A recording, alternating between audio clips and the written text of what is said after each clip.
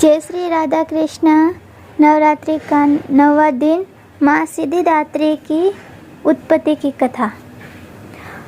नवरात्र पूजन के 9वें दिन माँ सिद्धिदात्री की पूजा की जाती है। माँ दुर्गा की 9वीं शक्ति सिद्धिदात्री हैं। इन रूपों में अंतिम रूप है देवी सिद्धिदात्री का होता है। नवमी के दिन सभी सिद्धियों की प्राप्ति होती है। सिद्धि और मोक्ष देने वाली दुर्गा को सिद्धिदात्री कहा जाता है। नवरात्र के 9वें दिन जीवन में यश, बल और धन के प्राप्ति हेतु इनकी पूजा की जाती है तथा नवरात्रि का 9 रात्रियों का समापन होता है। माँ सिद्धिदात्री का स्वरूप। देवी सिद्धिदात्री का रूप अत्यंत सौम्य है। देवी की 4 भुजाएं हैं। दाहिनी भुजा में माता ने चक्र और गदा धारण किया है।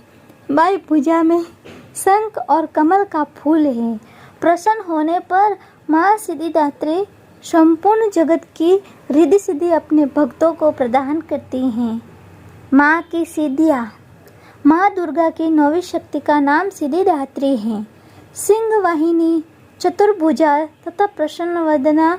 मार्कंडेय पुराण में अनिमा, महिमा, गरिमा, लघिमा, प्राप्ति, प्राकम्य, ईशिष्वत एवं वशिष्ठत्व ये 8 सिद्धियाँ बतलाई गई हैं। इन सभी सिद्धियों को देने वाली सिद्धिदात्री हैं। माँ के दिव्य स्वरूप का ध्यान हमें अज्ञान, तमस, असंतोष आदि से निकालकर स्वास्थ्य, उद्यम, उत्साह, कर्तव्य निष्ठा की ओर ले जाता है और नैतिक व चारित्रिक रूप से सबल बनाता है। हमारी तृष्णाओं व वासनाओं को नियंत्रित करके हमारी अंतर आत्मा को दिव्य पवित्रता से परिपूर्ण करते हैं। हमें स्वयं पर विजय प्राप्त करने की शक्ति देता है।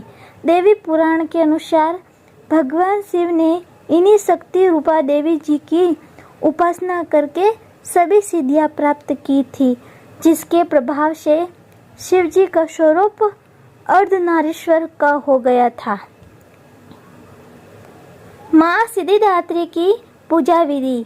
सबसे पहले माँ की तस्वीर या मूर्ति रखें, फिर माँ की आरती और हवन करना चाहिए। इस तिथि को विशेष हवन किया जाता है। हवन से पूर्व सभी देवी देवताओं एवं माता की पूजा कर लेनी चाहिए। हवन करते वक्त सभी देवी देवताओं के नाम से आहुति देनी चाहिए। बाद में माता के नाम से आहुति देनी चाहिए। दुर्गा सप्तशती के सभी श्लोक मंत्र रूप हैं, अतः सप्तशती के सभी श्लोक के साथ आहुति दी जा सकती हैं। देवी के बीज मंत्र ओम ही क्ली चामुंडाए विचे नमो नमः से कम 108 बार आहुति दे।